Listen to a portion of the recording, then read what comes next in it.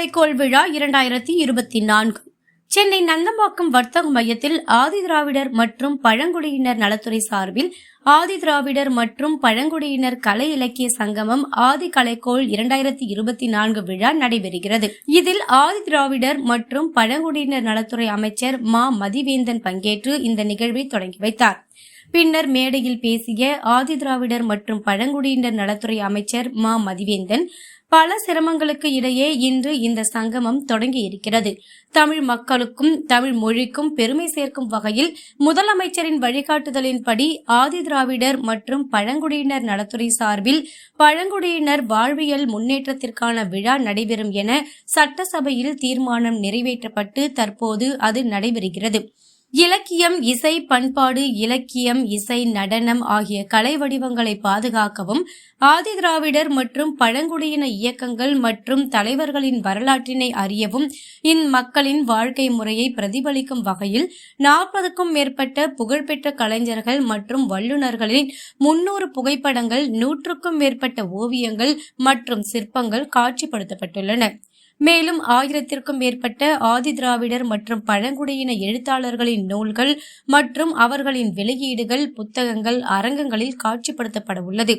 20க்கும் மேற்பட்ட பாரம்பரிய கலை வடிவங்கள் மற்றும் கலாச்சார நடைமுறைகள் கற்றல் மூலம் ஒரு சிறந்த அனுபவத்தை அளிக்கும் விதமாக பார்வையாளர்களுக்கு உட்புற மற்றும் திறந்தவெளி பயிற்சி பட்டறைகள் கற்றுத்தர 800க்கும் மேற்பட்ட பாரம்பரிய இசை கலைஞர்கள், தொன்மையான இசைக்கருவிகள் மற்றும் நாடக கலைஞர்களின் கலை வடிவ ஆடைகள் காட்சிப்படுத்தப்பட்டுள்ளன. ஒடுக்கப்பட்டோரின் நிகழ்வுகளை மீட்டு மீண்டும் உருவாக்கம் செய்யப்பட்ட நையாண்டி மேளம், துடுப்பாட்டம் போன்ற 30க்கும் மேற்பட்ட மறக்கப்பட்ட கலைகள் ஆதிதிராவிடர் மற்றும் பழங்குடியினரின் முன்னேற்றத்திற்காக மற்றும் 11 சமகால எழுத்தாளர்கள், புகழ்பெற்ற கலைஞர்களின் கலை நிகழ்ச்சியும் நடைபெற உள்ளது.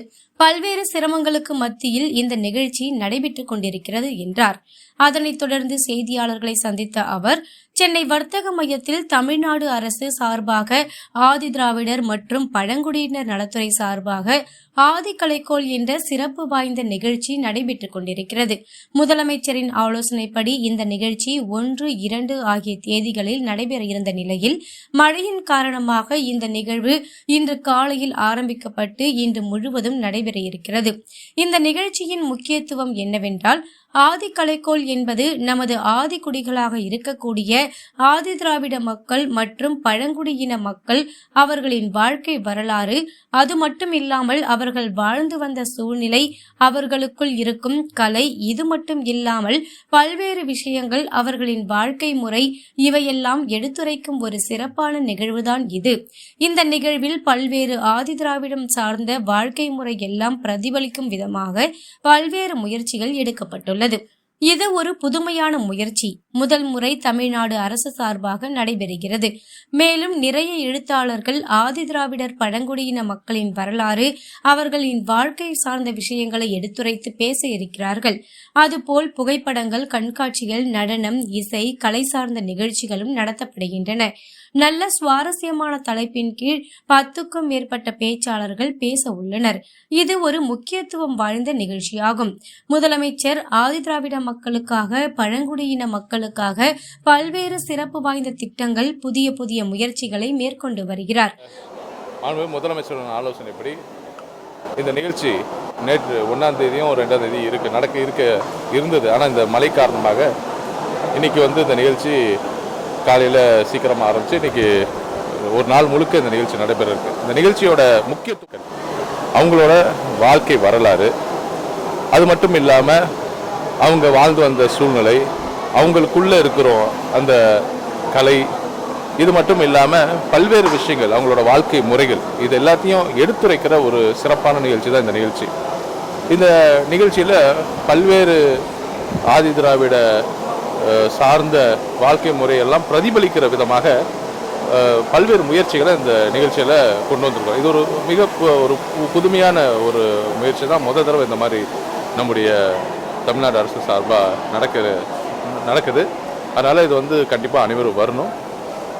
அது மட்டும் இல்லாமல் நிறைய எழுத்தாளர்கள் நம்முடைய ஆதிதிராவிட பழங்குடியினர் மக்களோட வரலாறு, அது அவங்க வாழ்க்கை சார்ந்த விஷயங்கள் எல்லாத்தையும் எடுத்துரைச்சு பேச இருக்கிறாங்க.